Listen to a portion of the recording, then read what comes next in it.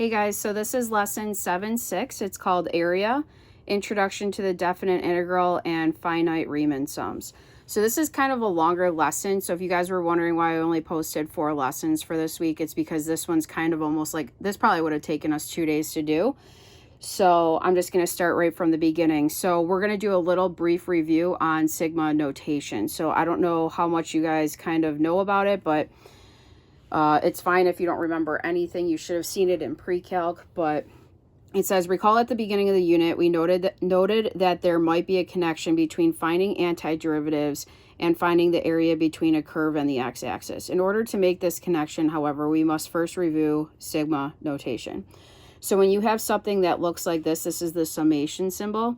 This is like going to be your initial value of what you are subbing into K, and then this is your end value.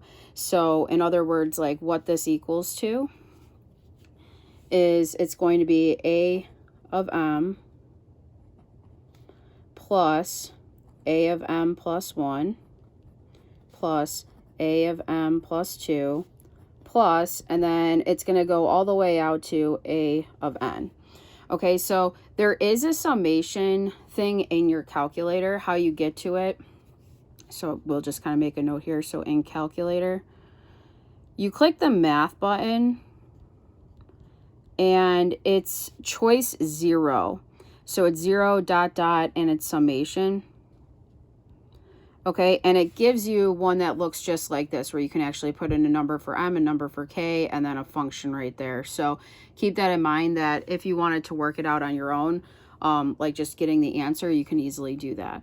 Okay, so they said here K is called the index of summation. Okay, M is called the lower limit of summation, and M is called the upper limit of summation. So what they say the sum has is it has N minus N plus 1 terms. Okay, so it's the N1 minus N plus 1. That's going to end up giving you how many terms you have. Okay, that's not really that important though. So if we look at example 1, just a quick example here. So it says that they want you to expand this summation. So first off, you are having this function, so negative 4k, but where k is, the initial value is 1. So you're going to do negative 4 times 1 first. Then you add it to negative 4 times 2. Then you would add it to negative 4 times 3. And then you're just going to keep going until you get to 10, because this wants you to figure out the sum all the way up to 10. So, I mean, you guys can probably do this by hand if you want. You get negative 4 plus negative 8 plus negative 12 plus dot dot dot negative 40 all the way up to negative 40. So in your calculator, if you want to just kind of expand it, I mean, we can easily kind of figure that out by putting it in the calculator or manually. I know you guys can do that by hand, but in the calculator, like I said, if you go to the math button, and then it's easier actually if you scroll up than down, because it's right here at 0. So it's summation. So then you would just want to click, I just use X's instead of K's. So X equals 1 to 10. And then, let's see, I want negative 4x. Enter. Okay, so it'll add all those numbers for you. So you do end up getting 220 for that. Okay, it's pretty easy to do. So this is negative 220. Okay.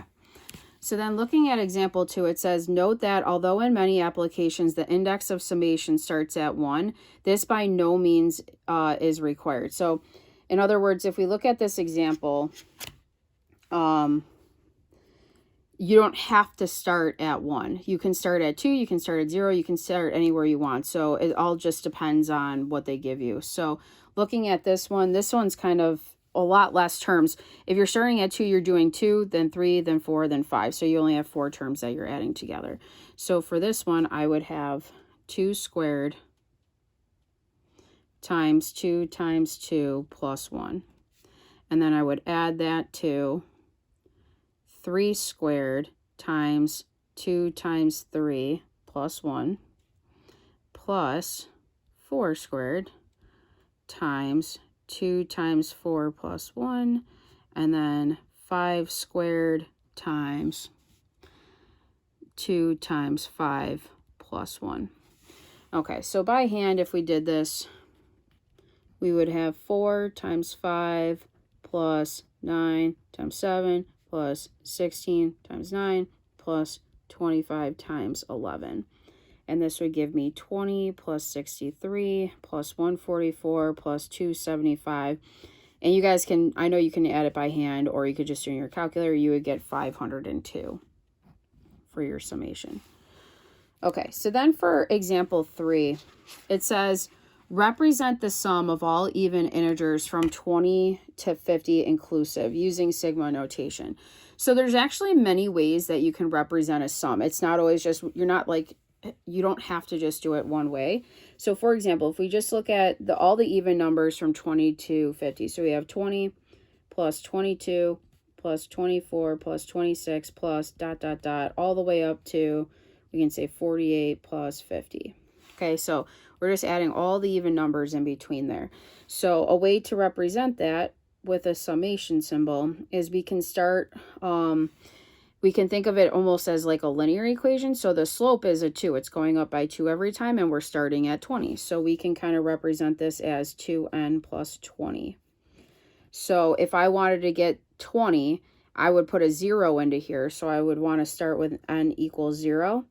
And then I would want to end when my n is, you have to kind of think about what number you would need here. So you need 30.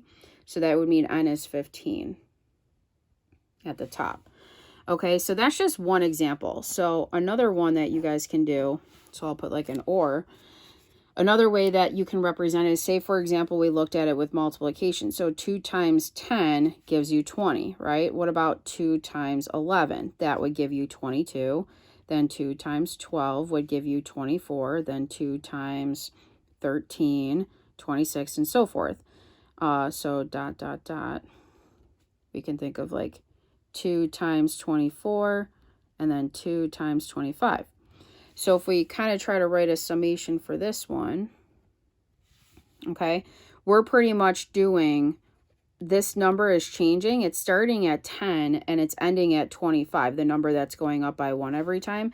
So n would be 10, and then like what our initial value is 10, our ending value is 25, and what we're doing is just 2 times n.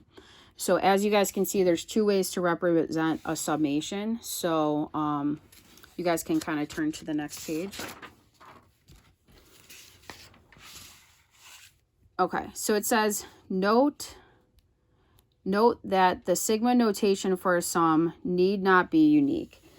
Indeed, by changing the limits of summation, many sigma notations can be used to represent the same sum. Some properties of sigma notation, given that C is a constant, we have the following properties. Okay, so I kind of just expanded off of these a little bit. So if you have some constant times A of K, you're allowed to pull the constant in front. Okay, it can go in or out of the summation. It doesn't matter. So another way to kind of think about this is if you had the summation of K equaling 1 to n. Okay, so you have C of A sub K. This is equal to C of A1, C of A2, C of A3, plus ... C of A n. Okay, so we are allowed to pull the C in front of the summation.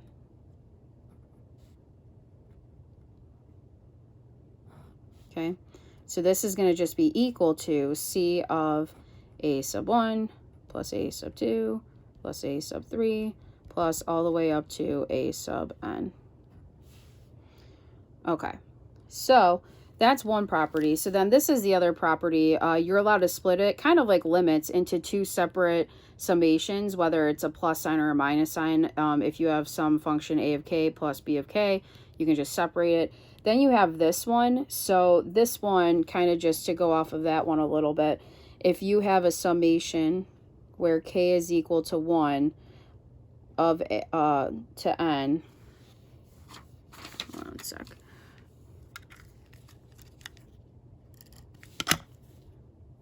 Okay, of C. C is a constant, so they're just saying to add it up n many times. So this really looks like C plus C plus C, okay, dot, dot, dot, plus C. And we have n number of terms, so we're going up n times. So that's the same thing as saying C times n. Okay, so those are just some properties. So now we're going to actually get to the lesson. So it says, we now return to our original goal of the unit. So it says, given a function f of x, assuming for now that f is continuous and for now that f of x is greater than 0, find the area under the curve f of x, above the x-axis and between the vertical lines x equals a and x equals b. Assume that a is less than b. Okay, so we have f of x there. We have that this is x equals a, and we have that this is x equals b. They're saying they're asking for the area under a curve, and we kind of talked about this in the other lessons. So if you look at it, it says the notation is going to look like this. It's our integral. It's our definite integral. This time we're enclosing it between two values. So between a and b, we want the integral, or the area under the curve to the x-axis of f of x. So that is what we call the definite integral of f of x. So in this notation, a is called the lower limit of integration, while b is the upper limit. So it's kind of easy to remember, low to high, okay, upper to lower. So of course the big question is, how do we evaluate the definite integral when we have values for a and b? So we're going to examine that through a couple of examples. Okay, so you can turn the page.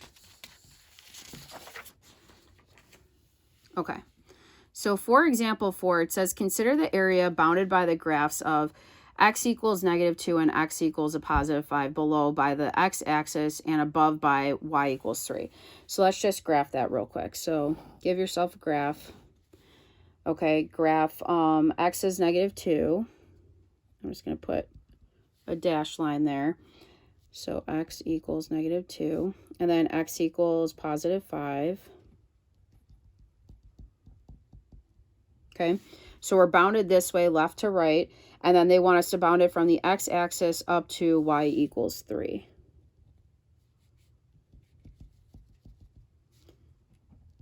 So what they're asking me in this question is they want this area right here. Okay, that's bounded by those regions. So looking at this, this is pretty easy because we know the area of a rectangle is base times height. So this length right here between -2 and 5 is 7. This height right here is a 3. So my area would be 7 times 3, or 21.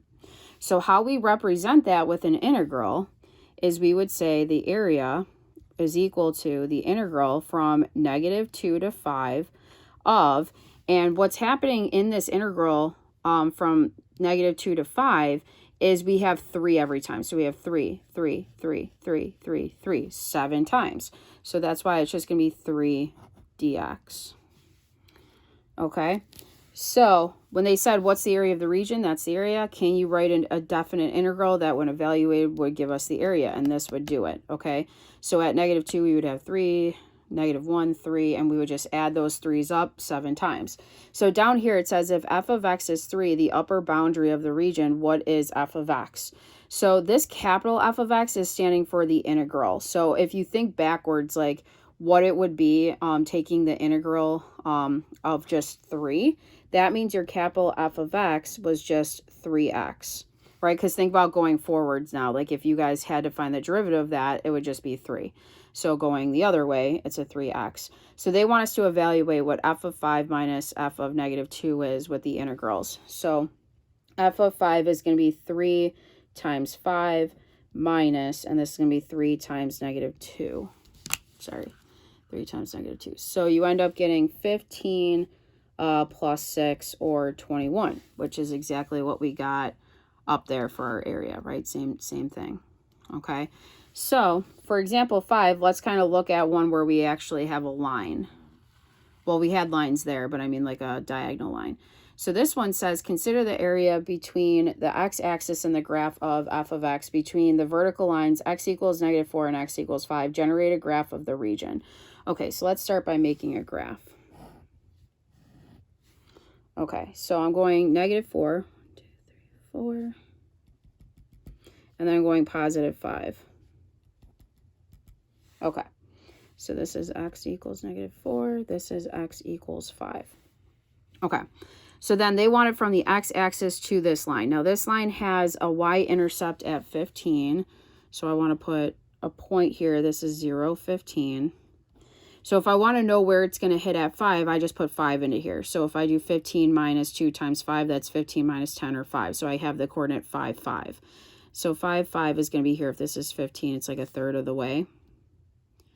Okay. So you guys can kind of get a feel for the graph now that we have the 2 points. So it's going to look something like this. If I want this point, I would just plug negative 4 into here. So if I do 15 minus 2 times the negative 4, which is really 15 plus 8, I get 23. So this is negative 4, 23. Okay, so here's the graph of the region. They're talking about this region right there. Okay, so it says down here, what is the area of the region? Okay, so in this case, we actually have a trapezoid, and that's going to be the next lesson for, that's going to be the first lesson of week 3. So we're about to get to that soon, but we're just going to do just kind of like one example of it right now. So an area of a trapezoid. Okay, I don't know how familiar you guys are with this formula, but it's 1/2 h times b1 plus b2. Okay, so in this picture, I have 1/2 of, so you got to think of the trapezoid kind of sideways. So the height of it is this distance right here. So that's negative 4, or 4 plus 5, 9. Okay, so we have a height of 9. The two bases are this height and this height. Well, this height is a 23, and then this height is 5. So I have 23 plus 5. So when you guys multiply those out, you get 126 would be your area. So then it says, can you write a definite integral that when evaluated should give you the area of the region? Okay, so this is a way that we could write it. We would say a is equal to the integral between negative 4 and 5, because that's where we're going in terms of x, of our function f. So 15 minus 2x dx. Okay, so that's one way that we can kind of express the area that we're talking about. So then down here it says if if f of x equals 15 minus 2x, the upper boundary of the region, what is f of x? Okay, so what's the integral of this is what they're asking. So let's go down a little here. So the integral is going to be the integral of this. So again, of 15, I would just have 15x, right? I'm adding an x to it. And then I would have minus 2x squared over 2. So in other words, I end up getting that f of x is equal to 15x minus x squared. Okay, so now if I evaluate the integral, doing the upper bound minus the lower bound, so I'm going to have the 15 times the 5 minus 5 squared minus 15 times negative 4 minus negative 4 squared. Okay, I just have to simplify that. So this is going to give me 75 minus 25, and then negative 60 minus 16. So that is 50 minus a negative 76, or 126.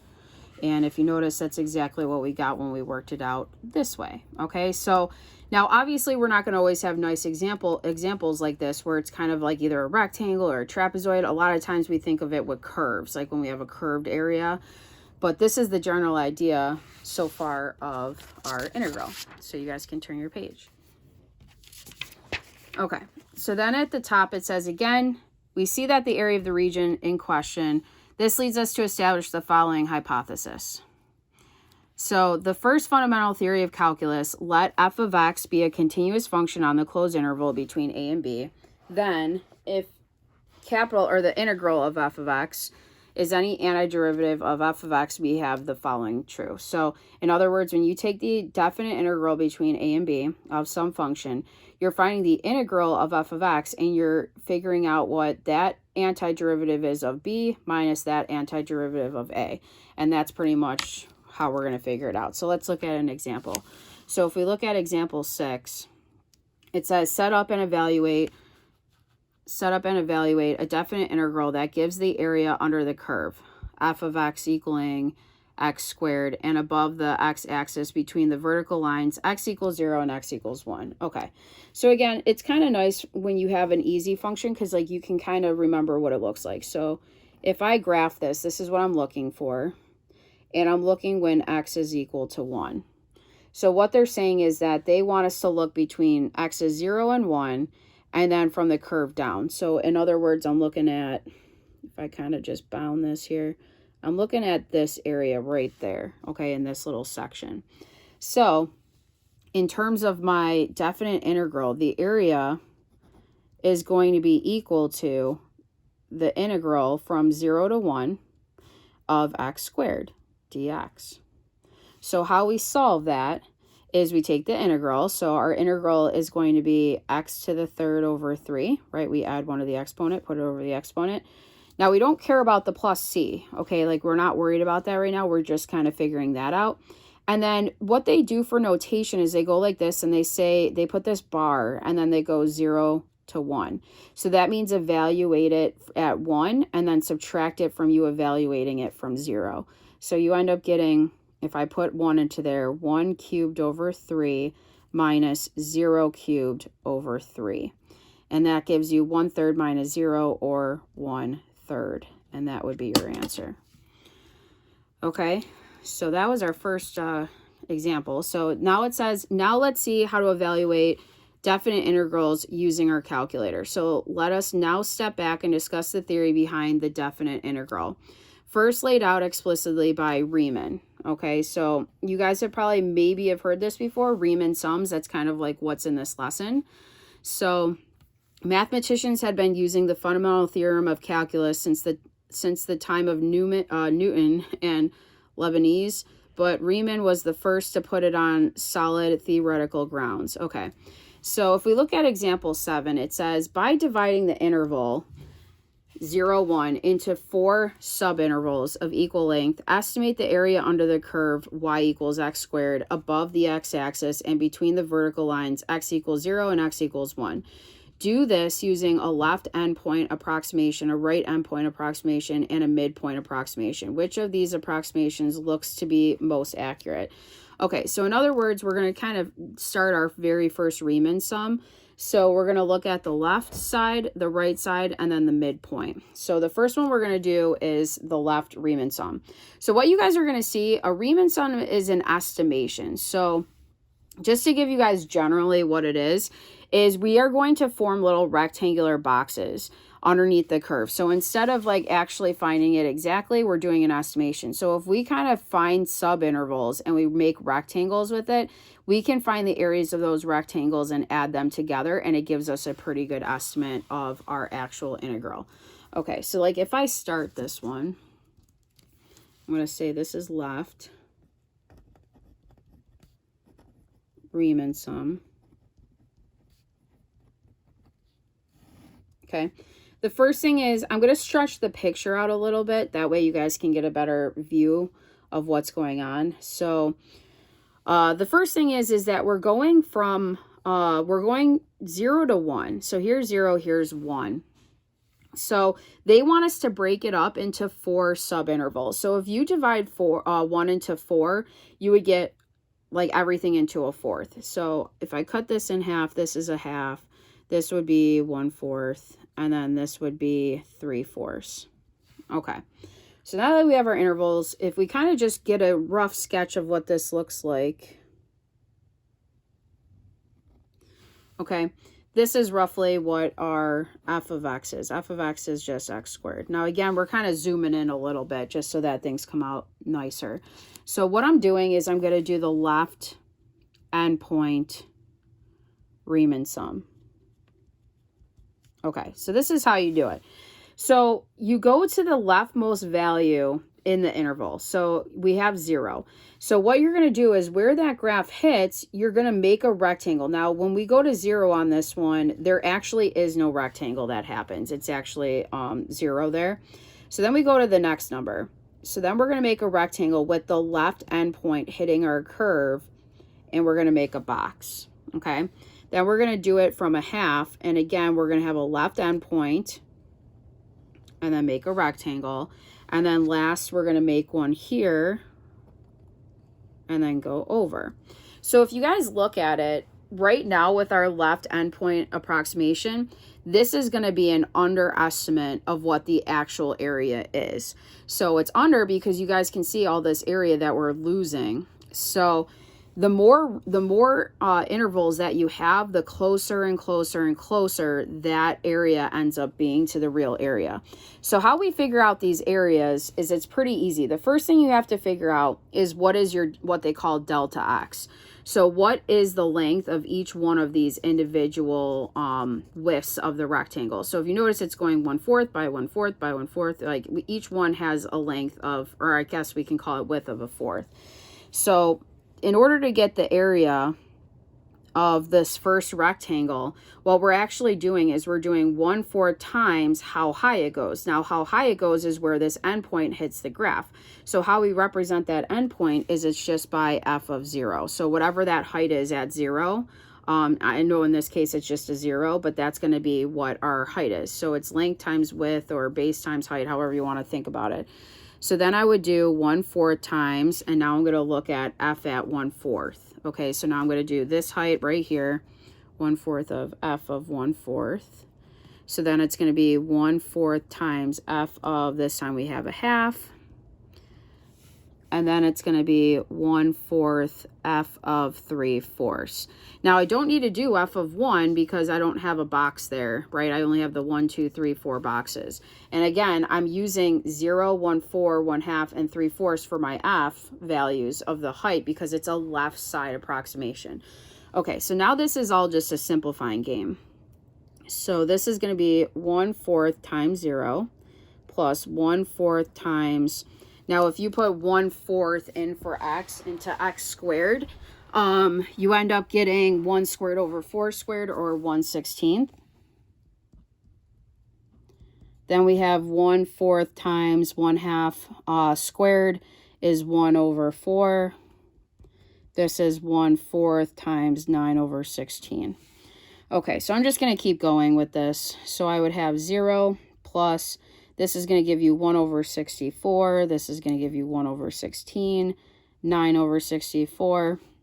So then I just got a like denominator, made that into a 64. So 1 over 64 plus 4 over 64 plus 9 over 64 gives you 7, 9, 10, 11, 12, 13, 14 over 64, which simplifies to give you 7 over 32. Now, for right now, I'm just going to write the decimal just so you guys can see it. This is an exact decimal. It's not an approximation. If you type in 7 divided by 32, this is what you get. So if you notice, what we got up here for the exact measure was 1/3. So the real area is 0.333333 repeated. So if you notice, our value for the left Riemann sum ended up being an underestimation. It's because of all this area we left behind. Okay, so now let's kind of examine what happens on the next page. We're going to do the right-hand Riemann sum and kind of just see what happens. So we're going to do the right one, and then we're going to do the midpoint one. Okay, so we'll say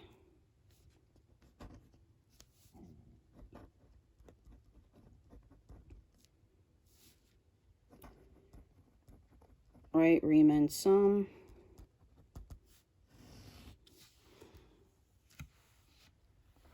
Okay.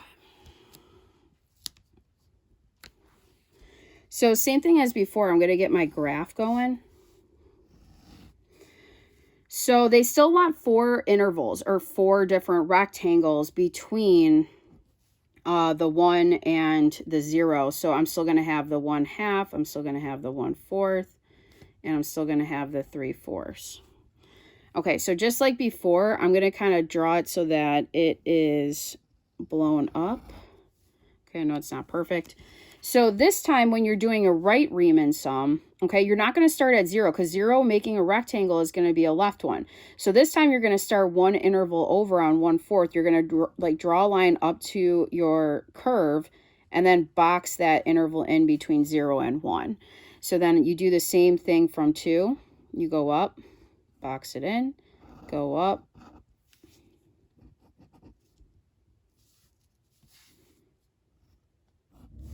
Okay, and then go up, box it in. Okay, so these are my right endpoint or a right Riemann sum. So you see how I have these right endpoints. Now, obviously, you guys can tell that I have all this extra area that's sticking out the top.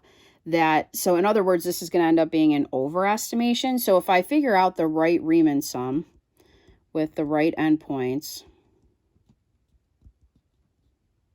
okay, this time I still have they call this delta x is still a fourth. So each of the widths of each of these rectangles 1/4 by. Now this time when I'm figuring out the height, I'm going to do f of 1/4. I want to go as high as f of 1/4. Okay, then I'm going to add that to 1/4 times f of a half. Then 1/4 of f of 3/4. And then I'm going to add 1/4 of f of 1. Okay, so base times height, base times height, base times height. So when I do that, I'm just going to simplify now. So I get 1/4 of 1/16 plus 1/4 of 1/4 plus 1/4 times 9/16 plus 1/4 times that's 1. Okay. And again, all I'm doing, guys, is I'm subbing these numbers into the original like x squared function. So you can type that in your calculator. You end up getting 15/32. So I just want to show you guys the decimal. You end up getting 0.46875. And that's not rounded, by the way. That's like this just ended with those 5 decimals. So as you guys can see, the real area was 0.333333. This is obviously an overestimation. So the last type of Riemann sum that we're going to learn is the midpoint one. Okay, so down here, let's kind of explore the midpoint one. Okay.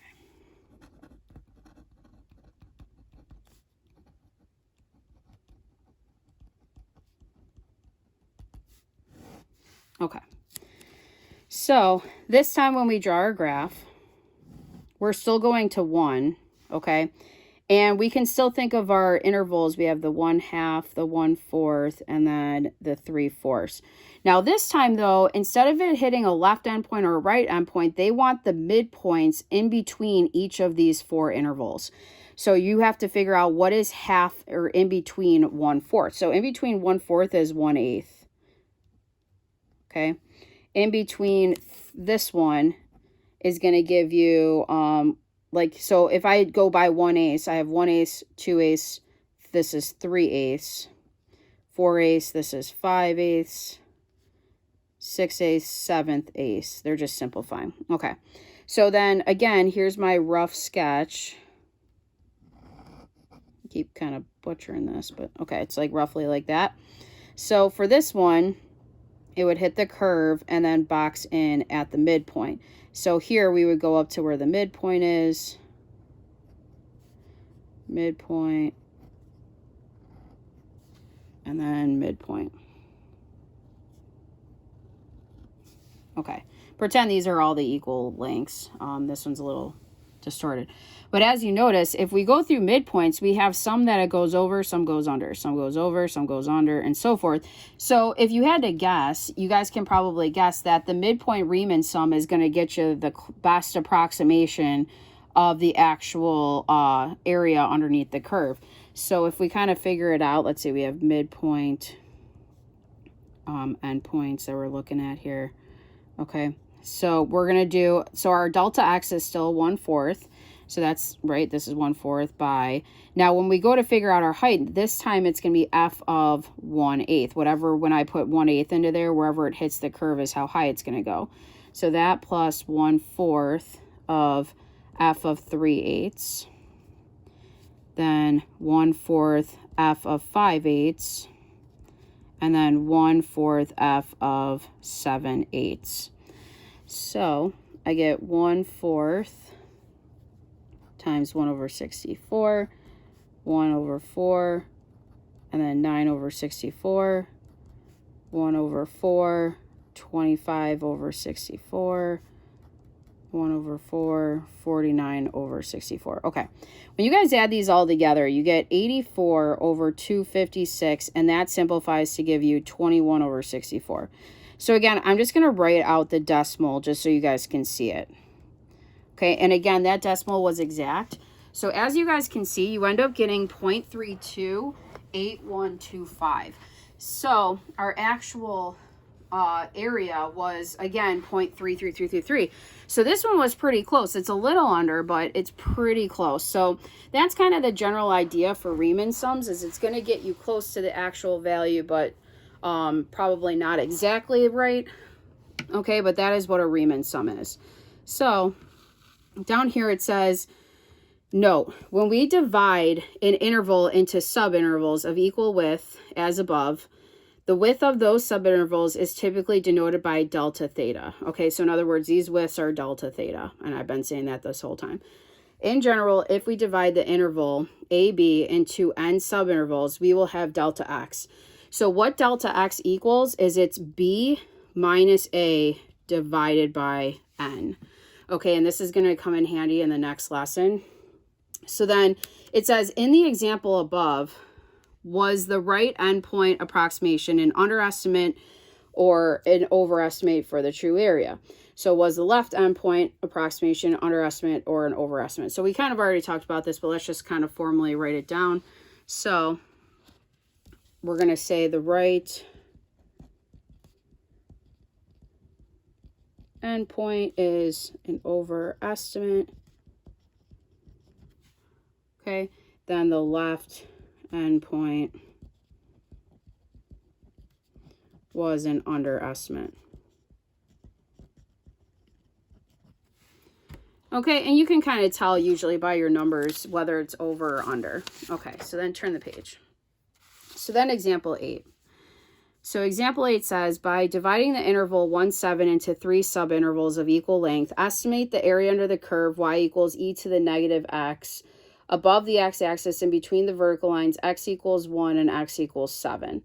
Do this using a left endpoint approximation, a right endpoint approximation, and a midpoint approximation. Then find the true area by applying the first fundamental theorem of calculus, which is our definite integral, and checking your answer on your calculator. So there is a way to do this in the calculator. I'm going to show you guys at the end of this question. So the first thing we got to kind of look at is our interval. So we're looking at e to the negative x between 1 and 7. So just getting like a rough sketch, nothing crazy. If I go, this is 1, we'll say this is like 7. They want us to break this up into 3 subintervals. So 7 minus 1 is 6. 6 divided by 3 is 2. So they're going to go 2 apiece. So 1 plus 2 is 3. And then 5. Okay. So what e to the negative x looks like is it's kind of like this. Okay. So we're just going to kind of start right off the bat. But again, you have to remember that our rectangles are going to be fitting within these 3 subintervals. So when I do, for example, a left endpoint, I'm going to look at up here. I'm going to go up to this point, and then I would draw my rectangle. If I did a right one, I'm going from this end and then drawing a rectangle. So let's kind of just work those out real quick. So we have our left one would be, now my delta x between each of these intervals is 2. So that's my width of each rectangle. So it's 2 times, so if I did my left one, again, I'm going here first. So it's going to be the height of f of 1 plus, and then I would have 2 times f of 3, and then I would have 2 times f of 5. So plugging this in, I get 2 e to the negative 1, right? If I put negative 1, I just get e to the negative 1, 2 plus e to the negative 3, and then plus 2 e to the negative 5. And we're just going to leave it like that. So then if I figure out the right hand, okay, the right hand one, the width is still 2, But now I'm starting at my height being from starting actually on the second number. So it's starting on 3. So the rectangle would look kind of like this. So if my right endpoint's on f of 3, I'm going to look at f of 3 for the height for the first rectangle. Then I would have 2 times f of 5, then 2 times f of 7. And this is going to get you 2e to the negative 3 plus 2e to the negative 5 plus 2e to the negative 7. Okay, so then we have our midpoint, Riemann sum, which we know is a little bit closer. So this one, now you have to think about where the midpoints go. So the midpoints are going to be in between these intervals. So it's going to be at f of 2 for height, f of 4 for height, and f of 6 for height this time. So we're going to have 2 times f of 2 plus 2 times f of 4 plus 2 times f of 6. So you end up getting 2e to the negative 2 plus 2e to the negative 4 plus 2e to the negative 6. And if you guys punch these in your calculator, you get actual answers. So if we go and we try figuring this out with like an actual, like the fundamental theorem of calculus, like the definite integral, this is how we're going to do it. Okay. So how we would denote this is we want the integral from between 1 and 7 of e to the negative x dx. So when we find that integral, you end up getting e to the negative x, but if you guys remember, if you have a constant times the function, you divide by that constant. So we need to figure out that between 1 and 7. Okay, so this is actually negative e to the negative x between 1 and 7. So that would be negative e to the negative 7 minus negative e to the negative 1. Okay, and that would equal negative 1 all over e to the 7th plus 1 all over e. So in your calculator, because I know it just kind of said to do it in your calculator, what's nice is everything like with these commands is near the math button. So how you get to this, if you wanted to try this in your calculator, is you click the math button and it's going to be choice 9. So if you scroll to, it looks like FNINT with a parenthesis. You click it, so then you would type in your 1, you would type in your 7, you would type in e to the negative x dx. Enter. There you go. You get that answer. And if you check that with what we actually got, so we got negative, I'll use a parenthesis, negative 1 divided by e to the 7th plus 1 divided by, I want to do a second division. Okay. I get the exact same number. Okay, so kind of cool that you can have that. If it's a calculator section, you guys can very easily just kind of plug that in your calculator and get your answer that way. So again, that's all done in the math button. So on your homework, obviously show work, but if you guys get one like this, you can obviously check to see if you're doing it correctly. Okay, so then it says, in the example above, was the right endpoint approximation an underestimate or an overestimate? And if you look at it, when you went with the right approximation, or like, let's start with left. So if you went with the left approximation, you started with it at 1. So if you notice, it ends up being an overestimate because those rectangles end up going over your curve. When you went with a right approximation, so it's starting at 3, it went under the curve and you're losing out on that area. So we're going to say that the right endpoint this time was an underestimate, and our left endpoint was an overestimate. So it says, generally speaking, when you think a right endpoint approximation gives an underestimate, or it says, generally speaking, when do you think a right endpoint approximation will give you an underestimate, and when will it give you an overestimate to the true area under the curve? Okay, so pretty much this is what you guys need to know. They kind of said it right here. It says, if f of x is increasing, a left endpoint A left endpoint approximation is an underestimate. So in other words, like if you kind of just down here, if you guys want to draw a picture, okay, so if you had f of x increasing, kind of like when we had the x squared sort of, so if you looked at the right hand limit, right, so let's see.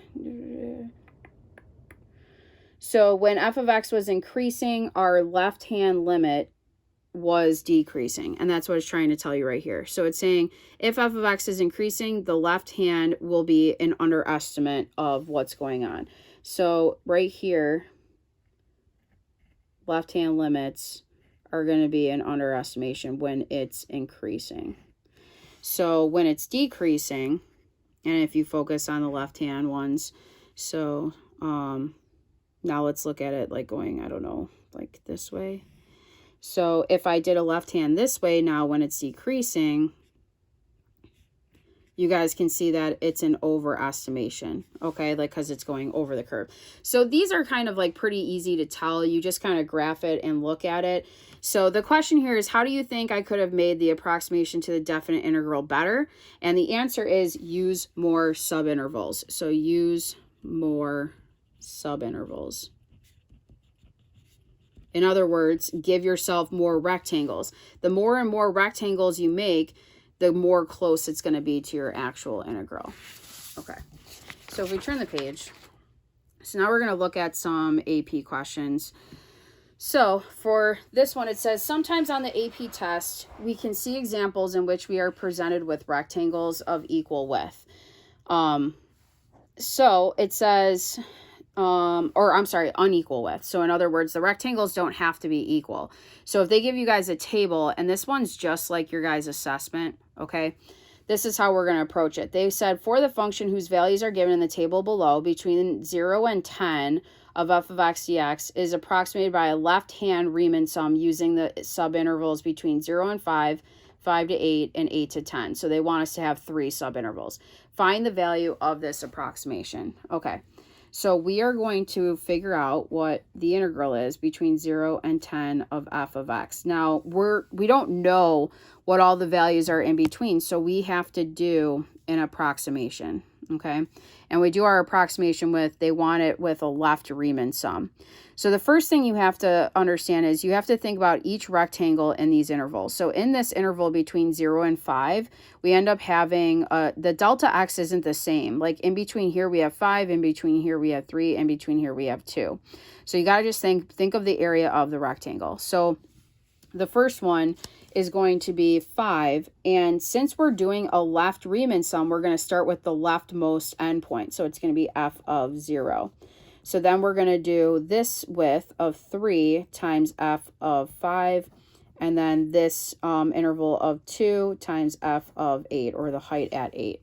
So filling this in, I have 5 times, this is 20, right? F of 0, the height is 20. F of 5, the height is 40. And 2, you get 35. So that's 100 plus 120 plus 70, and that ends up giving you 290. Okay, so that's a good left-hand approximation using a Riemann sum. Okay, so let's look at number 10. So it says, oil is leaking out of a tanker damaged at sea. The damage to the tanker is worsening as evidenced by the increased leakage each hour, recorded in the table below. Okay. So for part A, it says, given upper and lower estimate of the total quantity of oil that has escaped after 5 hours. So for this first part, we're only looking at what's going on in these first 5 hours. So it wants us to give an estimate. So we're just going to make each one, like each rectangle one, like 1 by 1 by 1. So we're looking at 5. If we look at it, we have like 6 numbers here. So each rectangle is going to be between each one. So let's just kind of start it, and I think it'll come to us. So if we look at the upper, okay, that's going to end up being, since this is increasing the whole time, our upper estimation is going to be our right estimation. So this is going to be the right estimation, because you got to think about if it's going up, if you put a decimal to the right or the endpoint to the right, it's going to go over the graph. Okay, so to figure this out, starting with the right estimation is going to start here. Okay, it's not starting at 0. That would be the left. So it's starting here. So the delta x for all of these in between, like each one of these intervals for x is 1. So this is going to be 1 times the height we're going to look at is going to be at this one, at the second number, if we want the right one. So it's 1 f of 1 plus 1 f of 2 plus 1 f of 3 plus 1 f of 4 plus 1 f of 5. So you end up getting, let's see, this ends up being 70 plus 97 plus 136 plus 190 plus 265, or 758 gallons. Okay, so then we have the lower or the left approximation. Okay, so for this one, I'm going to have 1 times, now this time if it's the left, I am going to start at f of 0 for my height. So then I would have 1 times f of 1, sorry for the double parenthesis there, just cleanse that out, plus 1 times f of 2, plus 1 times f of 3, plus 1 times f of 4. So this ends up being 50 plus 70 plus 97 plus 136 plus 190. And that gives you 543 gallons. Okay.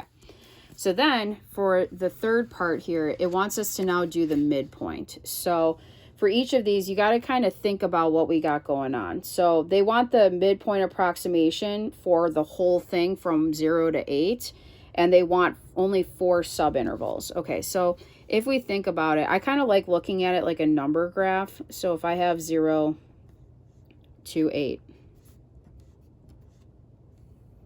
okay, I want to break this up into 4 subintervals. So 8 divided by 4 is 2. So I would have 2, 4, 6. So these are going to be one rectangle, rectangle, rectangle, rectangle, because they want, now they want the endpoint though to be in the midpoints. So your midpoints are at 1, 3, 5, and 7. Okay. So if we do our midpoint approximation, that's going to be, my delta x is 2, but now I'm looking at the height at 1. So f of 1 is going to tell you how high it goes. So plus 2 times f of 3 plus 2 times f of 5 plus 2 times f of 7. So this is 2 times 70 plus 2 times 136 plus 2 times 265 plus 2 times 516. This gives you 1,974 gallons. Okay. Kind of a big difference if you guys look at it. So, that would be your, that's, now again, you can't compare it with these numbers though, because these only did it for the first 5. This is for all 8. Okay, so, sorry, I don't know if you guys can see that. Okay, so that's it for that question. So then turn the page. Okay, we're getting there. Okay, so for example 11, it says the rate at which water flows out of a pipe in gallons per hour is a differentiable function r of time t. The table below shows the rate as measured every 3 hours for a 24-hour period. So it says use a midpoint Riemann sum with 4 equal subdivisions of equal length to approximate the integral between 0 and 24 of r of t dt. Using correct units, explain the meaning of your answer in terms of water flow. Okay, so they want us between 0 and 24. So again, I'm going to kind of do like a number line type deal thing for this thing. So kind of go like this. Think of 0 to 24. Okay. They want me to break it up into 4 equal subdivisions. So 24 divided by 4 gives you 6. So if I divide it into 4 pieces, I'm going to have 6, then 12, then 18. Now they want a midpoint approximation. So that means that I'm not going to use the left endpoint or the right endpoint. I got to find the midpoints in between each of these intervals. So I'm going to do it for 3, then 9, then 15, then 21. Okay. So in other words, when we write this, we're going to have our integral from 0 to 24 of r of t dt. the approximation is going to be, now each interval or each rectangle is going to have a delta x of 6 or a width of 6. So then I'm looking at the height at 3. So I want times r of 3 for that area.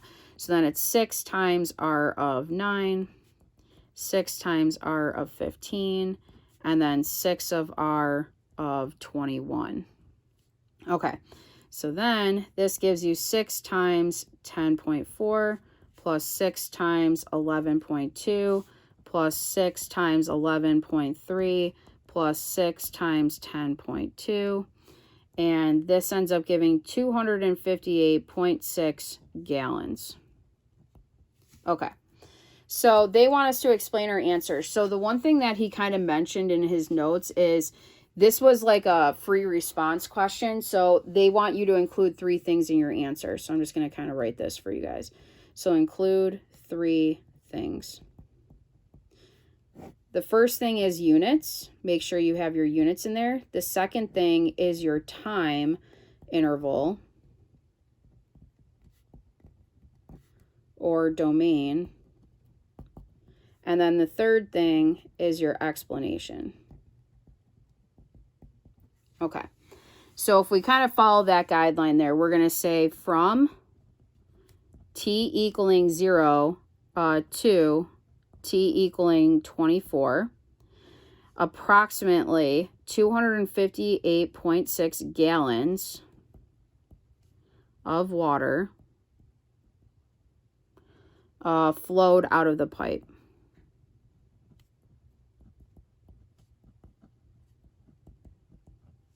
Cool. Okay, so then the part B says, is there some time t between 0 and 24 such that the derivative of r of t would equal 0, or the slope would be 0? So this is actually by Rolle's theorem. I don't know if you guys remember that, but pretty much what it says is if you have 2 values that are the same, so if you guys notice when t is 0 and t is 24, they both equal 9.6. So in that interval, that means if this increases and then decreases at some point, if the graph looked like this, you know what I mean? There had to be some derivative where it equaled 0. Okay, so that's kind of what we're going to explain right here is we're going to say, since r of 0 is equal to r of 24, so we'll say then by Rolle's theorem, okay, there exists a time in 0, 24 such that the derivative r of t would have to be 0 because the original graph kind of went back down. Okay, so then it says at the bottom here, we've seen how to approximate the area under the curve via left endpoint, right endpoint, and midpoint Riemann sums. But on the AP test, we are often asked to go backwards. That is, given a Riemann sum, we are asked what definite integral would produce that Riemann sum. Let's do some examples of that. Okay, so this is kind of like towards the end now.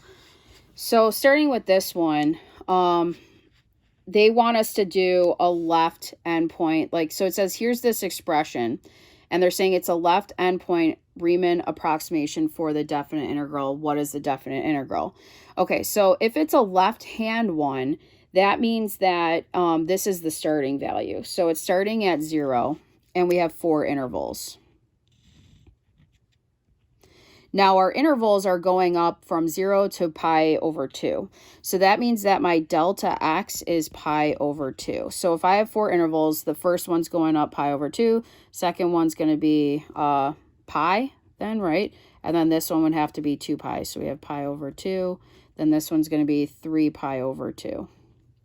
Okay, so now that we kind of get a feel for our 4 intervals, so if it's a left-hand one, it's starting here. And you guys can see the function is just sine of x. So it's starting at 0 to 2 pi. And how we would write that is it's going 0 to 2 pi of sine of x dx. Okay, and that would be our Riemann sum approximation, or what the definite integral would be. So if you guys turn the page. Okay, we got a couple more short ones. I know this video is long, guys. I apologize. so like I said, this one probably would have been 2 days. So this says, what if this expression was a right endpoint approximation for a definite integral? So instead of like, so what we had before, say they said it was a right hand approximation instead, like what that expression was. So I don't know if you guys need it in front of you. Just going to slide this here. Okay. So what if now this was a right hand one? So if this was a right hand Riemann sum instead of a left hand one, that means that this was not the first value that goes to the left. This is actually the second value. So my theta delta x is still going to end up being that pi over 2 because that's what it's going up by every time. But now if you think about it, it's not starting at 0. It's got to start at negative pi over 2 and then work its way to 0. So then it would be 0, then it would be pi over 2, then it would be pi, and then it would have to be 3 pi over 2. Okay, so it would look like this. Because the right hand starting at 0, right, f of 0 or sine of 0, and then it's kind of boxing it in from the right. So what this one would look like is it would be the integral from negative pi over 2 and then to 3 pi over 2 of sine of x dx. So then the last one for this section right there says, what if it was a midpoint one? So if it was a midpoint one, and that would mean that 0 is a midpoint, then pi over 2 is a midpoint, and so forth. So if you think about your number line, you have 0, then you would have pi over 2, then you would have pi, then you would have 3 pi over 2. These would be your 4 midpoints. So you got to figure out the numbers between them. So in between pi over 2 is like, if in between 0 and a half is a fourth. So in other words, think about just doing 1/4 plus 1/4. That's 2/4. That's where you're getting a half pi. Then you would have 3/4 pi. Then you would have 5, 5/4. I'm sorry, 3 pi over 2, then 4 pi over 2, then 5 pi over 2. And then this is 7 pi over 4, and then this would be negative pi over 4. Okay, so this one would be denoted the integral from negative pi over 4 to 7 pi over 4 of sine of x dx if it was a midpoint Riemann approximation. Okay, so then we got 2 more examples, guys. Bear with me. Okay, so then we have example 15. So example 15 says, suppose that the expression 2 ln of 4 plus ln of 6 plus ln of 8 plus ln of 10 plus ln of 12 is a right Riemann sum approximation to the definite integral. What is the definite integral? Can you find a value of that integral by using your calculator? Okay. So first off, the first thing that we definitely know is we have the integral of, and it looks like ln of x dx. But we just need to figure out what values we're going in between. So if I think about it, I'm going up by 2 every time. So my delta x is definitely 2. Okay. So I need to figure out where I'm starting. So they're telling you that b minus a over n is 2, right? That's another way that we denote delta x. So we need to figure out what 2 values when subtracted to each other. So in other words, my a is 4, my b is 12. So 12 minus 4 is 8. 8 over, and it looks like we end up having 5, or what is it, 10 over 4. We end up having the 5 subintervals. So what this looks like is it's going to end up having to give you between 2 and 12. So we're going to have 5 subintervals because we have 5 here. Okay. If this is a right Riemann sum, so the rightmost value is 12. Okay. So then the next value is looking at 10.